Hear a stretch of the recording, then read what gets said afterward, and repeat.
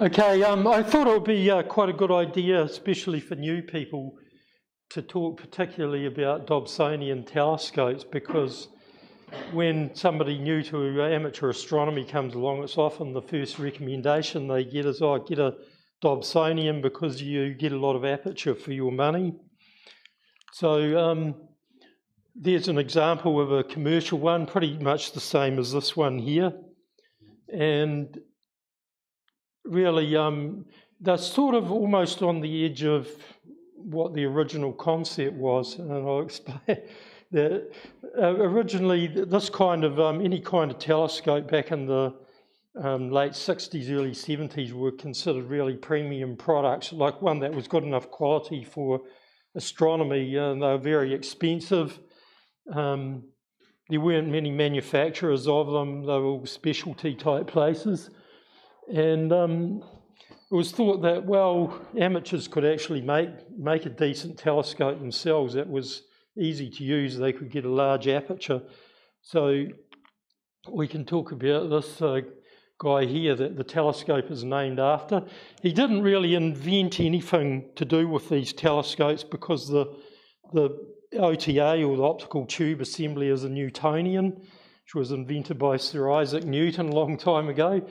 The base is a pretty simple idea of a simple rocker box with a turntable. So what John mostly did was bring this to the attention of amateurs, that this was something that was perfectly adequate for visual observing, and for a low cost you could get a really big mirror compared to people who were using sort of like 3-inch or 4-inch refractors, and even 4-inch refractor with a good lens was quite expensive. Whereas for the same price, you could make your own much larger aperture telescope. And the idea was that it was meant to be a homemade project. And you can see this example here. You've got basically a cardboard construction tube, bits of plywood and other pieces. Not sure how well you can see it, but if you look at the secondary mirror, it's just a little square mirror stuck on the end of like a broom handle cut off at an angle. So it's even got bits of sticky tape holding the focuser together and things like that. So this became very popular back in the day, and John Dobson set up an organisation in San Francisco, in fact stateswide as well, called the Sidewalk Astronomers. And what they did was take their telescopes out to a city street and just try and encourage people to look at the moon or planet or anything that was bright in the sky that you could see from the centre of a city. And it really started off a new sort of episode of enthusiasm for amateur telescope building. So he's an unusual character. He was born in Beijing, 1915, died in Burbank, California, and in between, apart from being an amateur astronomer, he was also a Buddhist monk. There's some interesting stuff about him on Wikipedia. He visited the society here twice back in the day and gave a very interesting presentation. He did have some wacky ideas on cosmology, but that was sort of part of his charm. But anyway. Okay, this is just really covering what I was just talking about. You could get a large aperture for low cost, amateur construction, and you could use just fairly ordinary, easily available materials, plywood, Formica, PVC closet flanges, cardboard construction tubes. You could even make the optics yourself using porthole glass for the main mirror. You'd have to grind it, of course, and polish it. So that was the basic idea, but the manufacturers realised these things were really popular, and they got on the bandwagon. Meade, Celestron, and other manufacturers around the world. This is one sold by Astrons, which is a society-owned company, but these are actually made in Taiwan by Guangxing Optics, but they're sold under the Astro NZ brand. And they still, they're a bit more sophisticated than the basic cardboard tube jobbies, but it's the same general idea that you can get a lot of aperture for a very reasonable price. And there's a closer look of at the picture we had before. So you can see a bit more detail. It's interesting, you can see that, whoops, go back. I hit the right button, did it twice. Here was the laser. Yeah, you can definitely see that it's just got the secondary mirror is just a square mirror, like possibly a piece of bathroom mirror or something like that. You can do that, it isn't advisable because you don't want the light going through the glass before it hits the reflective surface. Okay, and these days you can get really large telescopes, which is the same principle, but sort of gone to extreme in a way. Like this is a particular American brand called Obsession. I think it's got a 22-inch mirror, and you can see to use it, you have to use a step ladder to get up to where the eyepiece is in the upper cage. And it's got the finder scope on it. Is what would be quite a decent refractor. I'm having trouble with this clicker. You can see they've got, as their finder scope, fairly like a 3-inch refractor or something like that. And some of these can be tricked out with computerized pointing, even go-to slewing and things like that, which is really getting away from the basic idea of these telescopes, but they're still called Dobsonians. Okay, just a bit on how this more simple one works. This is a picture of, I took my one at home apart, and this shows what's between the base plate and the bottom of the mount. There's basically, you can see that white plate. Oops, no, we can't. Having trouble finding the laser pointer. Here we go. That's better. You can see there's a white plate, and on top of that there's this form here that's got little roller bearings around the circumference. So the idea is that that turns freely, and then there's a similar plate on top of that, and then the base goes on top of that again, and then there's a threaded bolt which has also got a thrust bearing, and the idea is you do that up to tension it, put pressure on the rollers so that it can move, but it doesn't move too easily. You want a bit of friction there so that it'll, when you stop pushing it, it stays where it is. So that's the basic design of the base. The early ones just use things like a couple of Teflon washers riding over each other, which work reasonably well. And I'm sure amateur-made ones are still use things like that, maybe Teflon on Formica or something like that. So on the base, the way the altitude works is you just have a simple cutout, and you can see it there. This is an aluminium block that just sits in there, but that's a more recent type of design. Some of them just had a little, like a rod turning on a couple of washers or a tube that you put through the base with some kind of bearing. And you can see there's a bit of felt there to stop the thing slopping around. The next thing is the other part of the altitude is attached to the OTA. And one advantage of this one, you see, you can actually undo the two screws, loosen them off, and you can move the tube up and down. And the reason you want to do that is to balance, like if you're putting heavy eyepieces or camera on your telescope, you can just adjust the bearings so that it will be nicely balanced, so that it doesn't, when you put your heavy camera on here, it doesn't push the telescope into the ground. The way it was done sometimes, though, when you didn't have this, you just put a strip of Velcro on the bottom and put weights on it. Just as effective. Okay, so the way the Newtonian telescope works is you have two mirrors. You've got the primary mirror located in the bottom here, and you can use a spherical mirror, but generally you want a parabolic mirror, and I'll explain why that is after when we get to that point. the first surface mirrors. That means the reflective side is where the light actually strikes the mirror. So you don't want to have the light going through glass, because as soon as you do that, you're going to get a refraction and dispersion going on, colour fringing that you don't want. So the way they normally do it these days is just with an thin aluminium coating over the surface that acts as a mirror. And you see the light comes down here. You can work out that angle just from the angle of incidence is equal to the angle of reflection on the surface. Comes back here. If there was no secondary, it would continue to a focal point. And the idea is that the secondary doesn't change the focus of the light, but it just deflects it, so that instead of focusing here, it focuses over here. You have a hole in the side of the tube with an adjustable focuser. So that's the principle of the Newtonian telescope. This slide here explains why you want a parabolic mirror rather than a spherical one.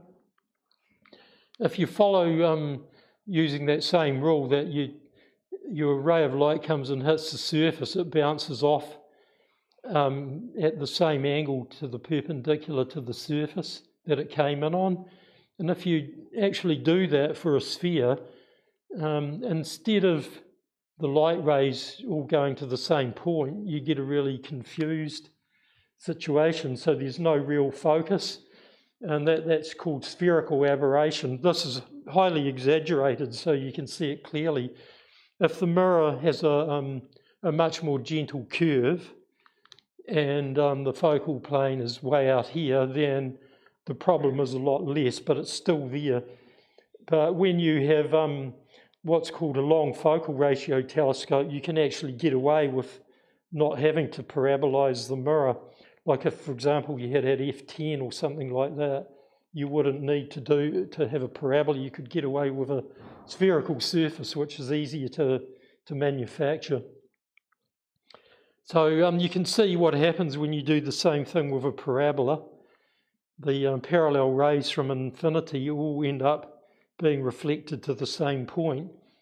There's still an issue with a parabola, though, for anything that's off-axis. This is like a star on axis right in the centre. You'll get nearly perfect there. But if the star was actually a bit away from the centre and the rays don't come to a perfect focus, you get an effect called coma, which you may have heard of. It happens with camera lenses as well. And so the faster or the lower the F ratio, or sometimes people say the faster the mirror, the worse the coma will be.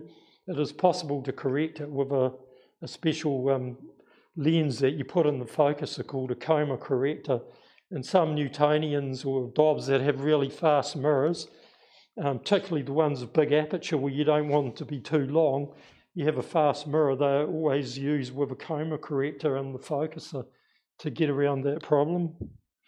With the typical one like that, it isn't necessary. At f6, you can see things quite fine without that. Okay, oops. Right, I didn't skip one, no, that's it. Okay, so this is just a photograph of the bottom of one of these, and you can see the way the mirror is mounted on 3 points. And then the idea of these is these are adjustment screws, the black screws. They're spring-loaded, and there are different designs. This is the GSO scheme, is that the adjustment screws go through a threaded hole, and basically you adjust them to tilt the mirror, so that what you want to do is have the mirror lined up perfectly with the secondary.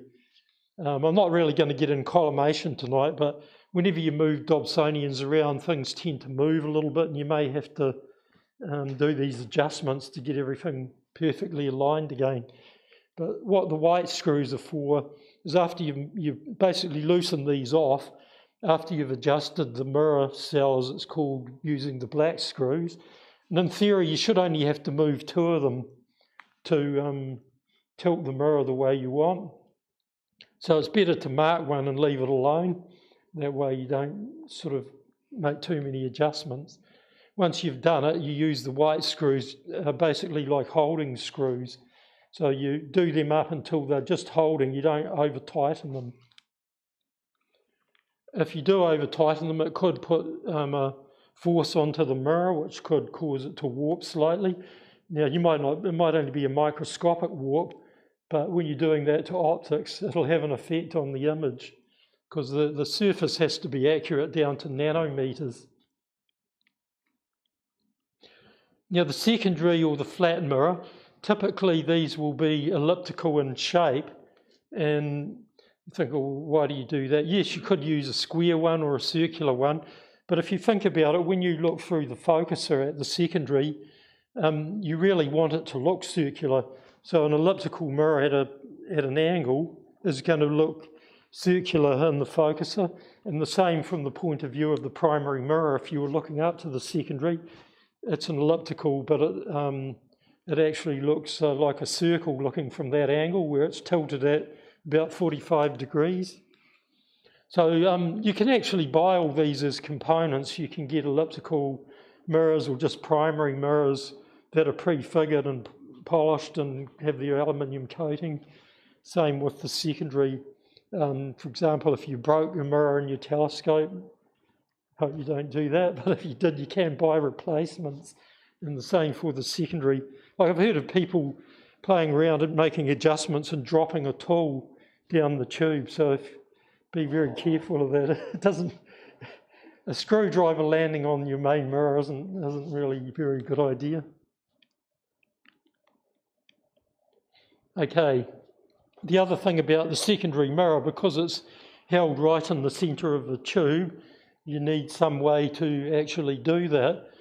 There's a lot of different designs. This is a picture of one of these GSO ones.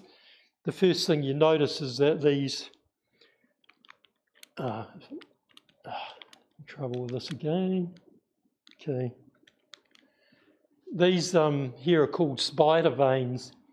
So they are held basically with a bit of tension from side to side, and they basically hold the secondary assembly in the centre of the tube.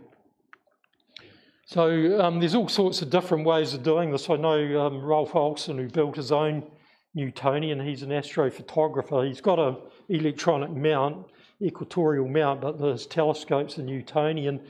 He wanted to minimise the effect of the vane, so he uses something like guitar strings under tension to hold the secondary mirror in place to minimise the central obstruction.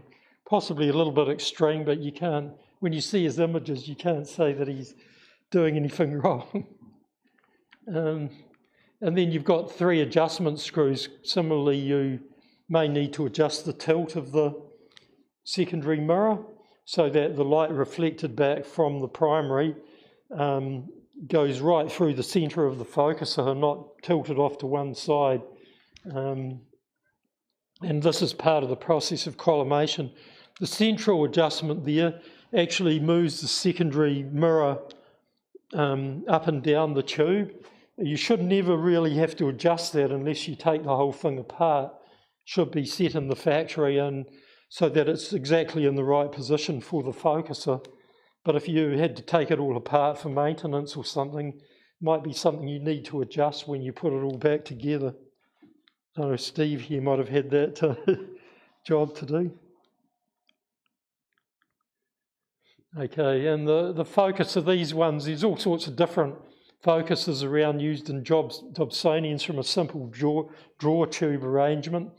This one is called a Crayford style focuser, and you can't really see it in the picture, but you notice the black knob at the bottom. There's actually a little gear in there that gives you a 10-to-1 reduction. So if you want to do fine focusing, you use the black knob and use the big knobs for the coarse focusing. It isn't necessary, but it's just an extra feature to have to do fine adjustments to the focus. These 2 little knobs here, one of them basically applies pressure to the tube in there, basically holds it, and when you turn the knob so it moves in and out, if you loosen that off, the tube will just slop in and out and won't actually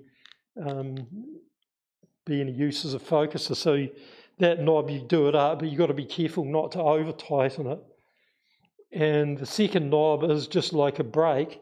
If you've got public using your telescope and you don't want them to adjust the focus, then you can do that up, basically to lock it in position. Or maybe if you were doing astrophotography with a camera and you got the focus the way you wanted it, you could do that up to stop any change in the focus.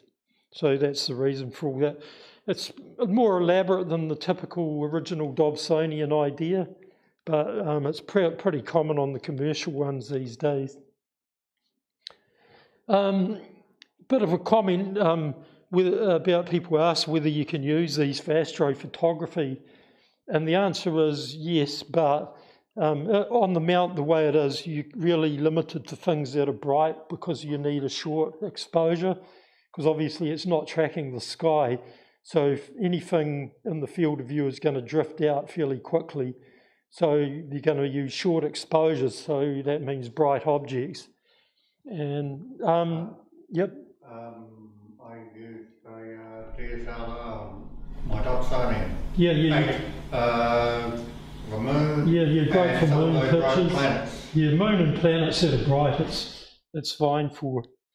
One problem you might have putting a camera on here is DSLRs have a little flip mirror inside them that basically is used so you can look through the viewfinder and see through the lens.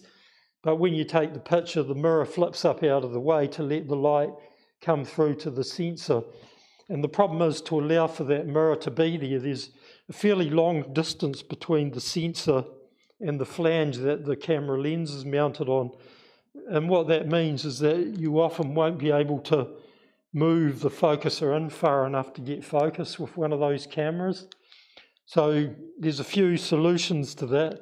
One of them is you move the mirror further up the tube, the main mirror, and it pushes the focal point out further.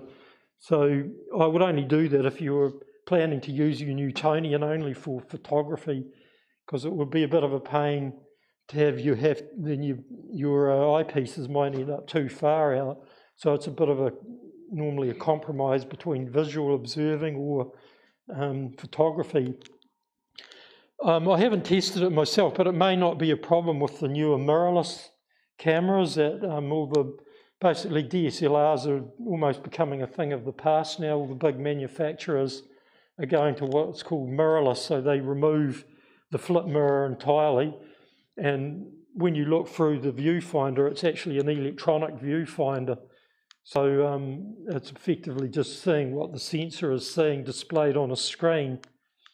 And so because of that, the distance between the flange and the sensor is much less. So it may well, I haven't tried it because I don't own one of those. I don't know if anyone's got one. You might find that you don't need to do anything. It'll work fine with a visual Dobsonian. But some other tricks you can do is a Barlow lens works, because a Barlow lens combined with your camera, the Barlow lens moves the focal plane outwards effectively, and you'll easily get focus. The downside is that the Barlow is going to double or triple depending on your focus, the distance. Some of them are designed for a specific magnification, but if you have a 2 times Barlow, you're going to get a much bigger image scale, which is not so good for faint objects because you're going to dim the image as well. And and it might mean you lose field of view on your sensor as well. One thing I've tried is a coma corrector. That actually does work because it also moves the focal plane outwards just enough to get a DSLR to focus on one of these. So, and it has the advantage that it does fix the coma as well, which is important if you've got a camera with a large chip, because you'll see the coma in the corners.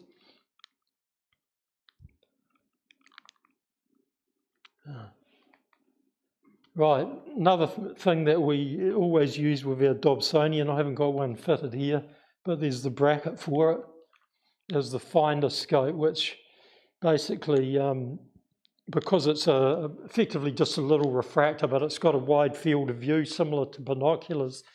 When you're looking for objects, you basically point the telescope in roughly the right direction to whatever you're trying to find, and then you use your finder to, these have little crosshairs in them so you can see exactly where the centre of the field of view is.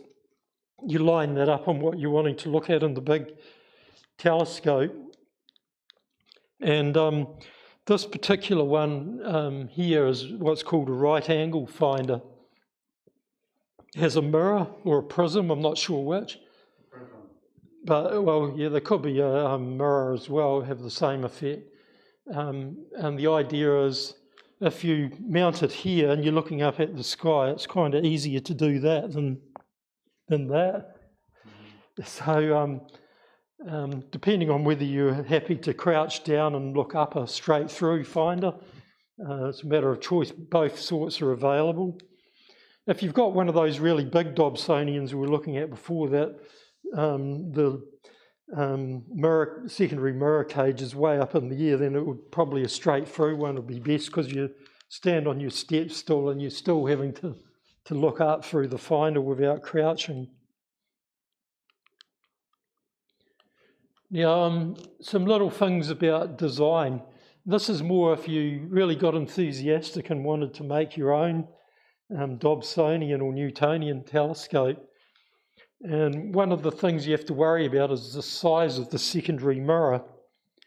So what you see here is the light coming down, hitting the primary, reflecting off, and whoops, it's actually missing the secondary completely. And so this ray here hits here, and that one just hits the edge of the secondary. So if you made your telescope with a secondary like that, then you're basically wasting your time having such a large primary mirror, because most of the light, or the light being reflected from out here, is just going back up out into space. So you've basically wasted your money on the on having a big mirror. So at the very least, the secondary has to be big enough to intercept all of the rays from the edge of the mirror. Now you might say, okay, what about things that aren't on axis, where there's a little bit of an angle between the rays? Well, what happens with that is that you get what's called vignetting. So you'll have full brightness in the centre of the view, but out to the corners you will get a drop off in brightness. Now for visual use you probably don't care about that too much, because if you want to look at that part of the view you just move your telescope slightly to bring that into the centre. But it's really important for photography, because you'll see that especially in the corners everything gets dim because some of the light is being excluded.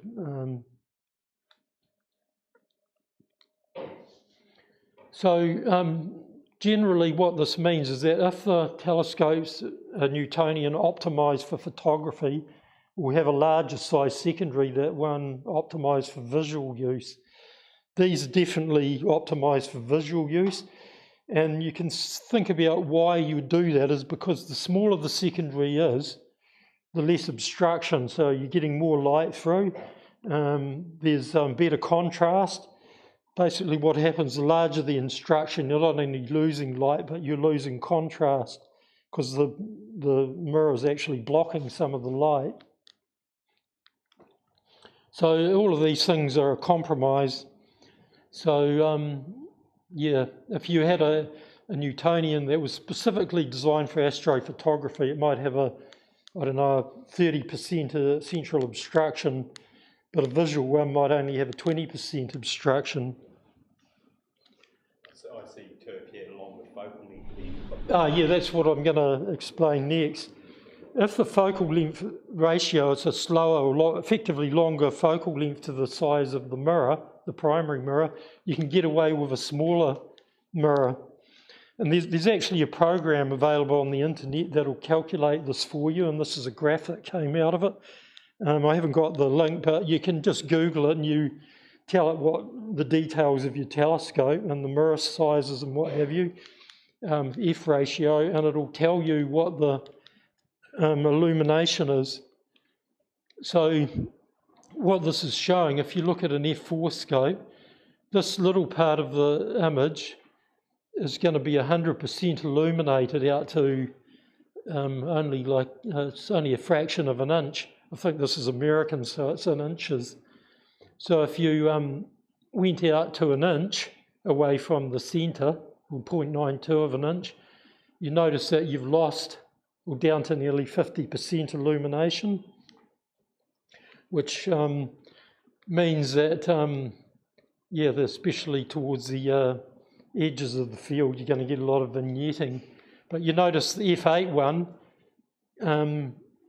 does a lot better, 100% illumination. That's the image radius, so you get a full 1 inch image circle which is fully illuminated, and then it starts to drop off after that. And yeah, if you just Google Newtonian secondary calculator or something like that, you'll find this. But everything else is equal. The king thing with any telescope really is aperture, which is why the professionals and amateurs like big telescopes. If you go to any of these star parties, there's always a queue behind the big 20-inch Dobsonian to look through it, because you'll get the brightest views. But big aperture doesn't just mean a brighter image or being able to see fainter things. It actually gives you more resolution as well. And there's a little formula there.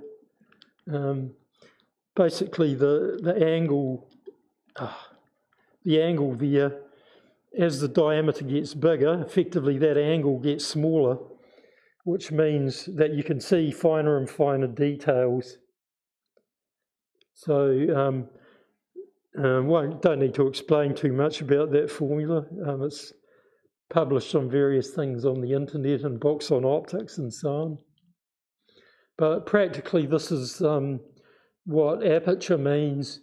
And this is really optimistic of the aperture. So the 6mm aperture, whoops, bumped too far, it's about the pupil of the human eye. So we can see down to about 6 magnitude under good conditions where there's no moon or street lights or other light pollution. And then as you go up in size, you see that you can go to fainter and fainter objects. So 500mm, that will be a 20-inch telescope. In theory, you can see down to the 16th magnitude. If you're not sure, haven't heard of magnitudes before, it's a way of astronomers use to measure brightness.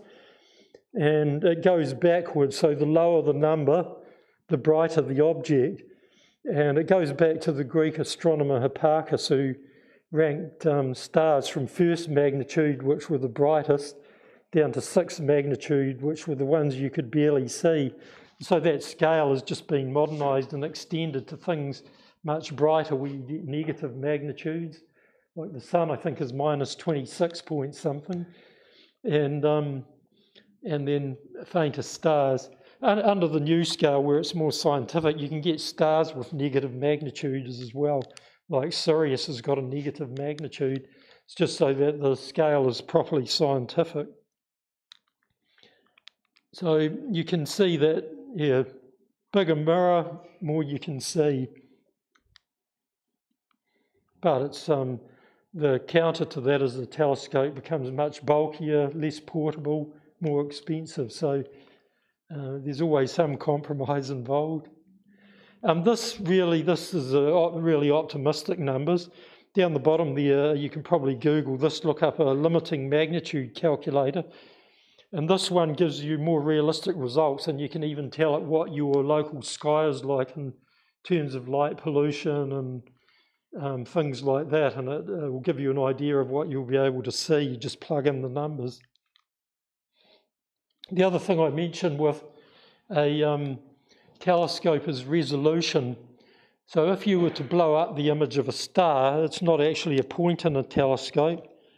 You get a central bright area called the Airy disk, and then it's surrounded by these really faint diffraction rings. It's really hard to see this out under the real sky because there's usually too much turbulence in the air. You have to use really high magnification to see it. But you can see it with an artificial stars indoor, where you like shine a light off a Christmas tree ornament at a long distance. You can actually see the Airy pattern more easily because the air inside a room will be fairly still compared to the outside looking at a star where you're looking through miles of turbulent air.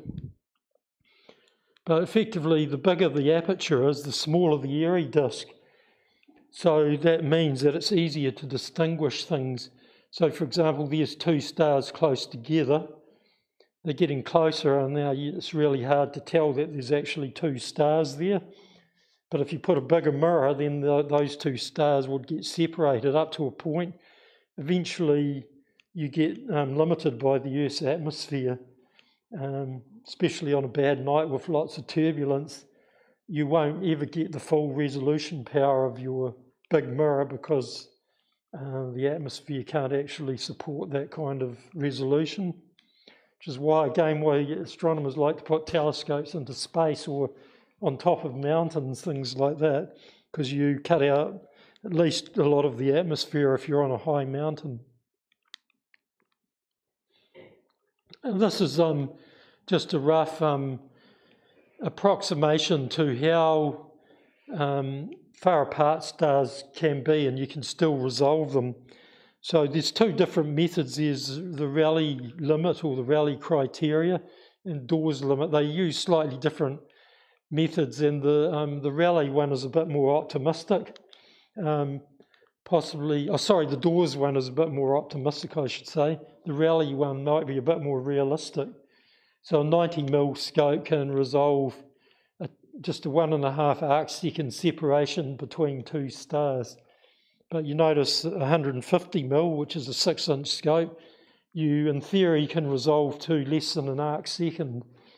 So, and it goes up as you go up to larger apertures until the atmosphere spoils the party. Just a bit about amateur telescope making. There are people around who still do it. It was really popular here in the late 70s and 80s. There was a guy called, I'm trying to remember, Graham Loftus, who used to make his own mirrors. I think his largest mirror was something like 24-inch diameter. Do you remember him at all, Neville? Yes, I do. Yeah, he made some really large mirrors and his own telescopes. Yeah. There's Nelson Holmes, he does his own telescope making still. Yeah, well, they used to run little classes showing people how to do mirror grinding and stuff. There's a lot of information on the internet. Basically, ideally you can get slab of Pyrex glass, which I gather is hard to get a hold of these days because it's a bit more stable than porthole glass. It doesn't expand and contract as much with temperature, but I'm not sure how easy it is to get hold of. Some of the manufacturers are now using special kinds of ceramics and even fused quartz, some of the premium telescopes. That's really stable under temperature changes, which is why they use that material, but it's also quite expensive. The grinding process is really laborious. You get grit and you move your mirror, which is on top, over what's called a tool. Tool sits on the bottom and is sacrificed, and you basically move backwards and forwards, move around a bit, move backwards and forwards, and you do random movements around the tool so that you don't get a particular gouge or direction, and you just keep doing that until most of the material is hogged out, as they call it, to the depth not quite to the depth you want, a bit less, and then you move to a finer grinding powder and you keep working down until you've got it to the depth you want with the finest grinding powder, and then you commence polishing. Polishing is a bit different. It's done with a special resinous material and substances like jeweler's rouge or cerium oxide. Jeweler's rouge is horrible because it stains everything, so if you ever did that, you want to wear gloves. It's basically rust, really finely divided. And so you can polish your mirror until it's really smooth. You then can test it. I won't get into it, but there's a lot of information on the internet if you're interested. You use things like a Ronchi test and a Foucault knife edge test to test how good your surface is, and it explains the technique for turning a spherical mirror into a parabola. Many hours of work, so if anyone's really keen, maybe, but otherwise you can buy one. Or you can get a book from the library called Make Your Own Telescope. Yeah, there are books. I think we've even got one in our library. The only people still doing it recently that I've come across is a guy in Whangarei, Raymond Collicott, who grinds his own large mirrors. So, although I haven't heard from him for a while, but he was making them a few years ago. Do you know of anyone, Steve, still doing it? The problem in New Zealand is how do you get the aluminium coating done, because that's really not an amateur thing. And there used to be a few amateurs that had their own vacuum chambers that would do it for a fairly modest cost.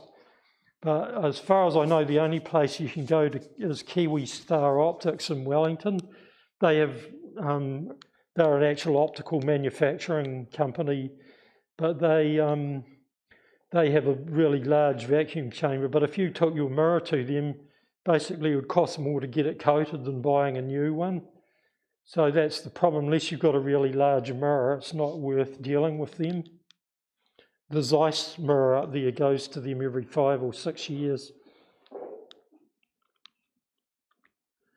So how do you use these as the final topic? We've got a quarter of an hour to go or so. So the first thing is you want to set up on level ground, and preferably dry. You don't want to put your base of your telescope in the mud. You can use a wooden deck, I've found, but you can get problems with those if you start cranking up the magnification, because there's going to be a little bit of vibration.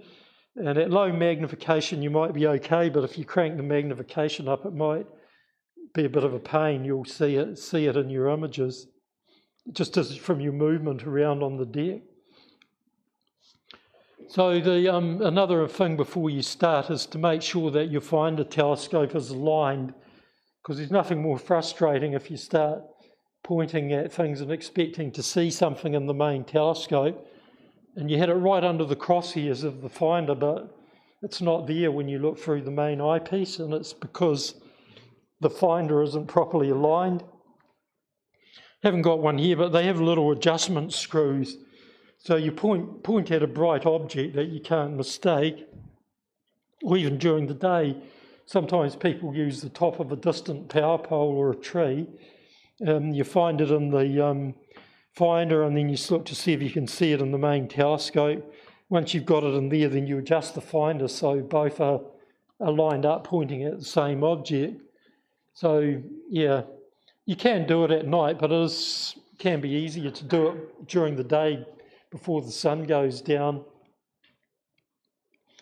What I do, and I find this is really handy, is to always have binoculars as well, because especially if you're looking for something new that you haven't seen before and you're not that familiar with that part of the sky, you can easily scan with binoculars and compare it to your chart software or even printouts or book or whatever with star charts. You can familiarise yourself with the field, so when you come to see it in the finder, you can say, oh, okay, that's it.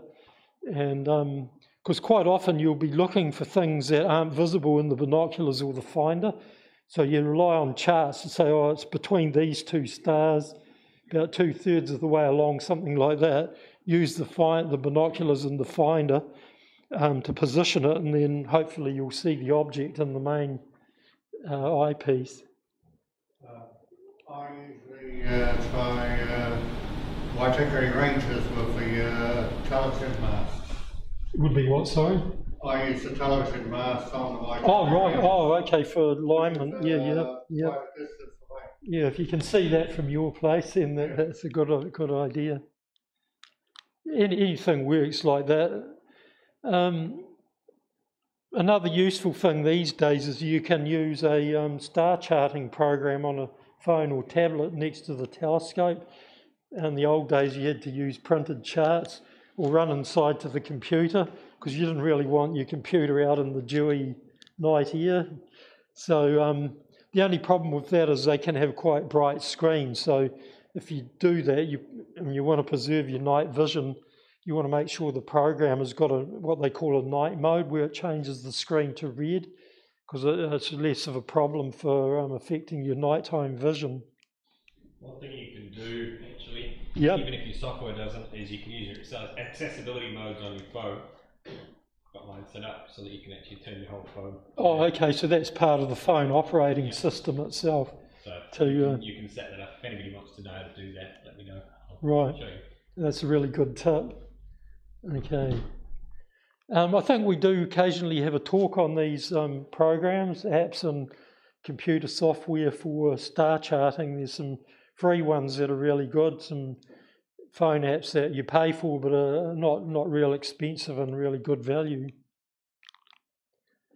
So some of the things that's going to affect your viewing is the sky background brightness.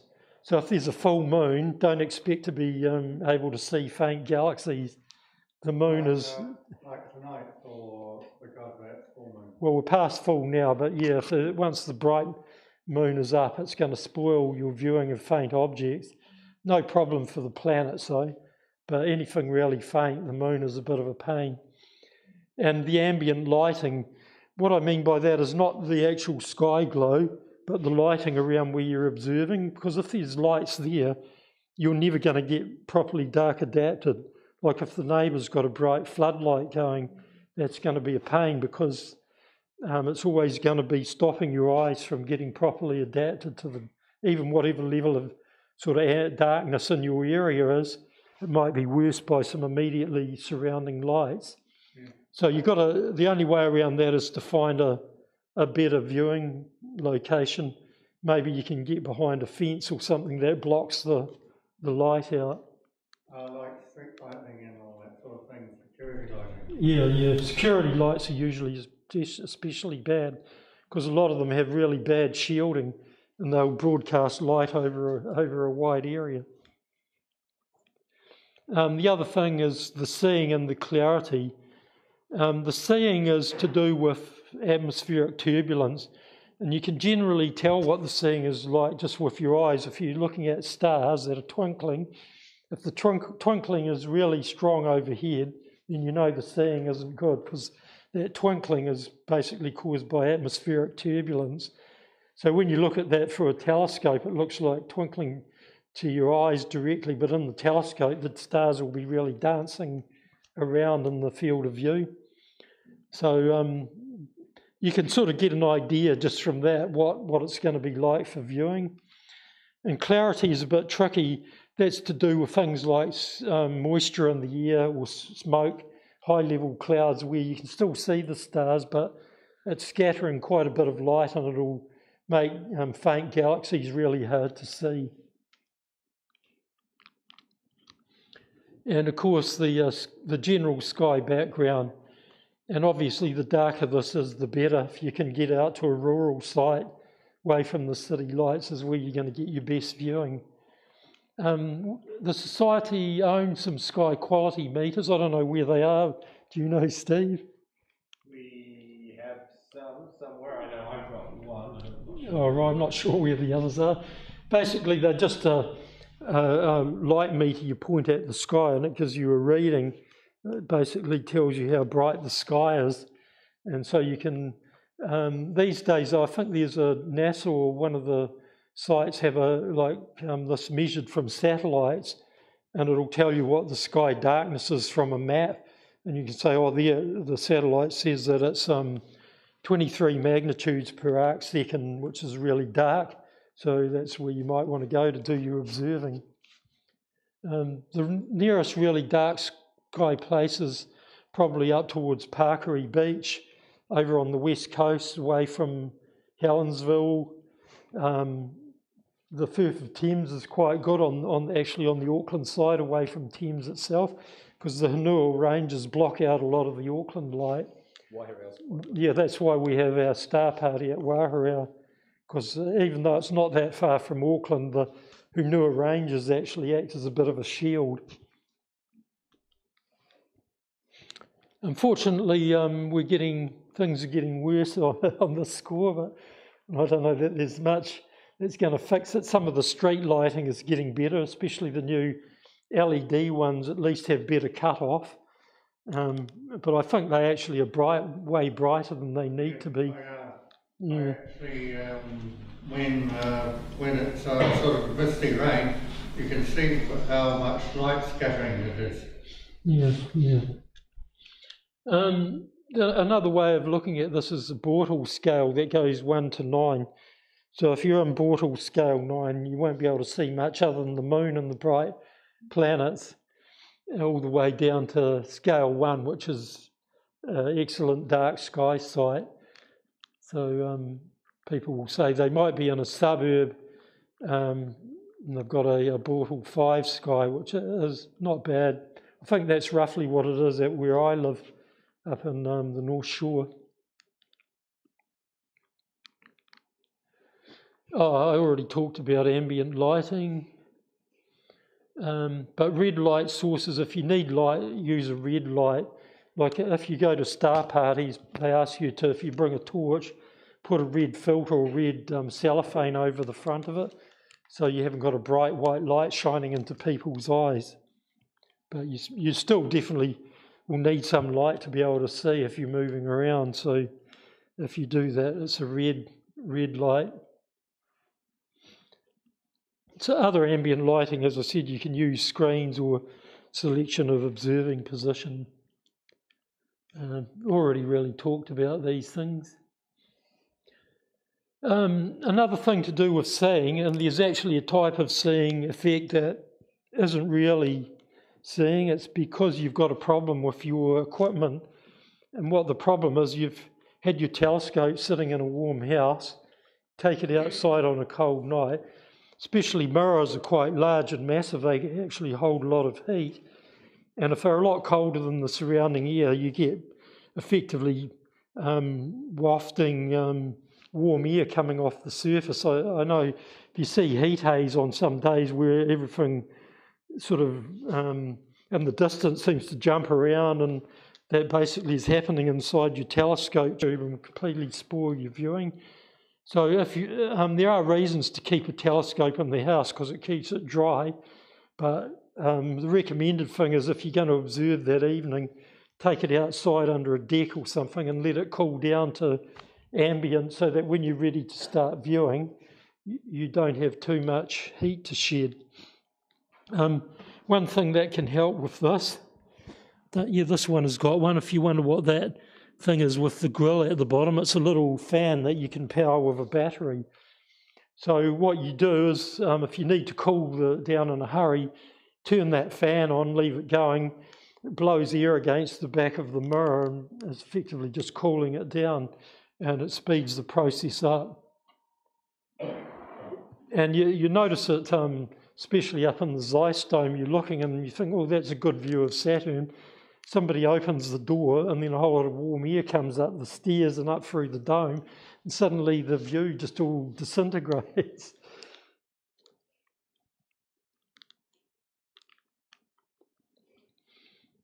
I won't worry about the formulas. We'll mention field of view. Basically, generally, if you get a particular eyepiece and you go from one telescope to another with different focal lengths, the longer the focal length, you get more magnification with that same eyepiece, but it also means you get less field of view.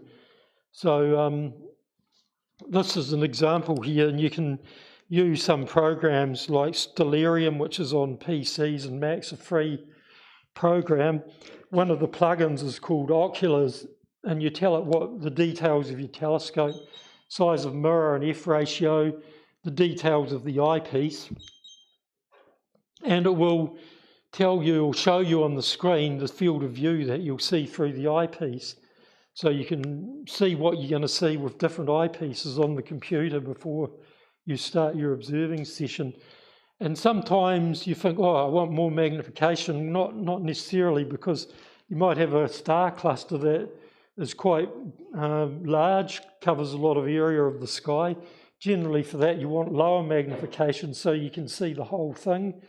If you crank the magnification up, you might only see this part of the cluster instead of the whole thing. So that was just an example showing the field of view for one of these Dobsonians with a 30mm super view eyepiece, which I think is, do they still supply that eyepiece, one of the eyepieces with it? Yeah, Comes with it. 2-inch one. Yeah, it's a 2-inch barrel. I didn't talk about that, but I probably should. You can get eyepiece, generally there are standard eyepiece sizes, and that, if I can undo this. Oh, the focus is rattling around in this one. I don't know why that is. Well, it's got a fault, shouldn't be doing that. So you put your 2-inch eyepieces in there, but you also get 1 1/4-inch eyepieces. They tend to be ones with a shorter focal length. They go in this holder, and then the holder goes into the main focuser tube. So there are other eyepiece sizes that are a lot more rare. Like I think back in the old days, a lot of the scopes were sold with 0.965-inch eyepieces.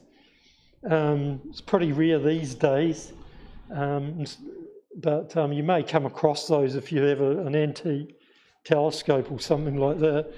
To use one of those in this kind of focuser, you would need to have an adapter, possibly machined. I don't know if you can buy them, you possibly can. Could be worth, if you have some of those eyepieces you want to try out, probably look on the internet and see if anybody sells them. You can also get a 1 1/4 32 camera adapter eyepiece projection from GSR as well. Oh yeah. Generally, to put a camera on these, you need an adapter that fits the camera manufacturer's lens mount. So Canon, Sony and Nikon, and it basically changes the camera adapter into a T thread. I think T stands for Tamron, because they invented the standard, and then a lot of your extension tubes and other things will just screw into the T thread, and you can use it in a 2-inch focuser. Just some examples of that. With a given eyepiece, you can't say that applies exactly in the same way to all eyepieces in terms of field of view, because a 21mm eyepiece can give you a different real field of view because it has a different apparent field of view. So this seems a bit of a strange concept, but some of the cheaper eyepieces is like looking for a drain pipe. It means it has a narrow apparent field of view. And then some of the more modern designs that they call ultra-wide and so on. Common amateur ones are Plossels. They give you an apparent field that looks to your eye like a 50-degree field, which is fairly narrow. And then you get an ultra-wide, gives you an apparent field of 82 degrees. And then more expensive eyepiece, example there being a Teleview Ethos, 100-degree field. One of those costs more than this telescope. So they're pretty expensive, some eyepieces. The one we were talking about before, the Super View, in terms of it was a longer focal length, but in terms of apparent field, I think it's around 67 degrees. So it's a nice compromise that it gives you a fairly decent field of view at a really affordable cost. I really like that eyepiece actually because it's got a good eye relief as well. Not so much for me because I don't use glasses for viewing. I only use them for reading generally. But people with eyeglasses, for some of these eyepieces, can't get close enough to get a good view when they're wearing the glasses, like if they have astigmatism. But if that particular eyepiece has got what's called long eye relief, so it means it's really good for eyeglass wearers. You can actually get close enough with eyeglasses to see the whole field. So that's another issue for observing. If you have to wear glasses to observe, you want eyepieces that have been designed with a long eye relief. Also, you can get flat field of view eyepieces from Astrons 23 to 8 mil, and they're actually between 50 to 82. Oh, but what a flat field that's normally used for photography? As these, do you know what he's meaning there, Steve? You can have visual. You don't really need a flat field for visual observing because your eyes can automatically adjust to a curved focal plane. So I don't know why you'd use those for visual observing. To work out what the true field of view on the sky from the apparent field, the manufacturer will tell you the apparent field of view of the eyepiece. You just divide it by whatever your magnification is, and that'll tell you the true field that you'll see on the sky. So if you, to work out the magnification, you take the focal length of your telescope, divide it by the focal length of the eyepiece. So this has got a 1200 mil focal length. If you're using a 30 mil eyepiece, that means your magnification is 40. So if you had an apparent field of view of say 80 degrees, magnification of 40, so you'd have a 2 degree true field of view. So it would be basically about 4 full moons across. Well, this is just showing eye relief. Don't need all the detail there, but you have to position your eye at that point. And so if that eye relief is long, then there's enough room for your eyeglasses to get in there. That's basically the point of it. I find that just even without eyeglasses, eyepieces with long eye relief are more comfortable for viewing. Some of the short focal length plossels, you really have to jam your eye right up against the lens, which is not all that comfortable. We just talked about that. And this is the final picture, so we've finished here. So there's 2 amateur astronomers here, so can you tell me which one's ready for observing? Yeah, and you see the effect of being dark adapted, pupils are dilated. So I imagine cats, I'm not sure about dogs, cats have really big pupils when they're dark adapted, probably more than 8 millimetres, maybe even 10 millimetres.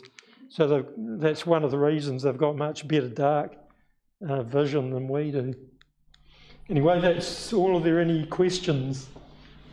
Cats have got a reflective surface on the back of their eye. Oh, that's right. You can see that when you shine a light on your headlights or whatever. So that doubles the amount of chance of them detecting the light. So do cows, funny enough. Right, yeah, quite a few animals do. You see their light shining in the dark, or their eyes shining in the dark. You showed a star earlier on that you could work out the separation. The resolution diagram showing 2 airy disks close together. I noticed that on Acrux, even though it's 2 stars, one of the 2 stars is actually double star as well. Oh, right. And I wonder what the difference between those 2 are. I guess I could look it up instead. There's one that you can easily separate in binoculars. Yes, that's the second star. That requires quite a high magnification to separate. Stellarium or one of those programs will tell you what the actual separation is. Generally, close ones are measured in arc seconds. Right. Is there anyone online with any questions, Steve? There's a comment from Mike. He says, I've found using a telrad is easier than using a finder scope to start up to interesting objects. Oh, yeah, that's a good point. If you don't know what a telrad is, it's just basically a sight. It doesn't magnify anything, but when you look through it, it sort of shows like a target with like a central cross and circles around it. It's many years since I've seen one, but I think Dave Brock had one on his Dobsonian, and basically it doesn't give you any magnification at all, but it allows you to basically effectively has a target that you can visually see to line up your telescope. Some people swear by those, using one of those rather than a finder. You can have a red dot microscope, which is basically similar to a pen, which is a red dot in the middle. Oh, red dot finder they're called, yeah. The other way, which I've seen people use, is to shine a laser down the eyepiece and see where it's pointing in the sky. Just be careful if you do that, you don't shine it at an aeroplane. Nothing else? Oh, thanks for coming along, everyone. Oh, sorry, we've got one more question. So what would the difference between like a 2-inch eyepiece and a 1.25 eyepiece be? Generally, the 2-inch ones will be a longer focal length, which means they have a lower magnification but a wider field of view. 3-inch eyepieces even exist, but they're pretty rare. You can get some sort of odd premium designs have a 3-inch focuser, and you need an adapter for 2-inch and 1 1/4 eyepieces. It's very unusual to see those, though. They do exist. But generally, the reason why they need a bigger size for the longer focal length eyepieces, because to get a full field of view, you need a bigger field stop. It's to do with the design inside the eyepiece. And if your field stop to see, say, 80 degrees is bigger than 2 inches, then, bigger than 1 1/4 inches, then you can't fit that eyepiece. Or you know, if you tried to put that design into a 1 1/4 inch barrel, you'd have to make the field stop smaller, so it would cut off some of your field of view. Because basically some of the light is outside of the barrel of the eyepiece, if you want to see the whole field. That sort of explains it. It's to do with field of view in that sense as well. So the longer focal length eyepiece allows you to see more field of view, but the problem is, to do that, it needs to physically allow more of the light from the telescope to get into the tube or the barrel of the eyepiece to be able to do that. Before it's focused. Yeah, when it is focused, yeah. Because you can imagine that an image forms a certain sort of size, and the bigger the field of view is, the bigger the size of the image. Or if the image size exceeds the field stop of the eyepiece, then you're not going to be able to see the whole field.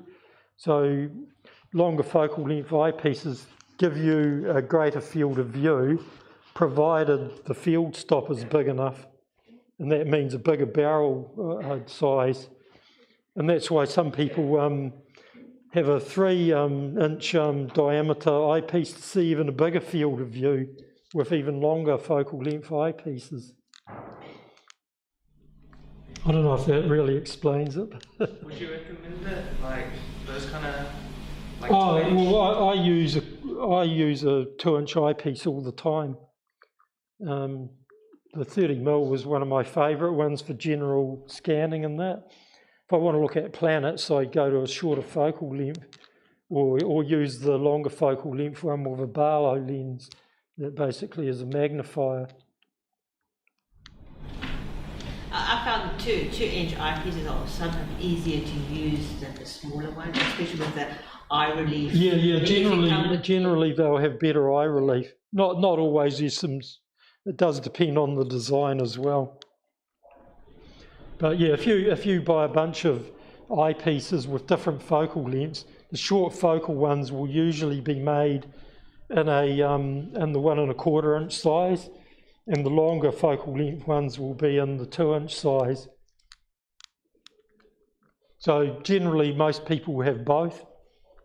So if you're wanting to view planets at high magnification, you would use a 1 1/4 inch eyepiece and a 2-inch eyepiece for viewing things like star clusters. Right, I guess that's it. Thanks everyone.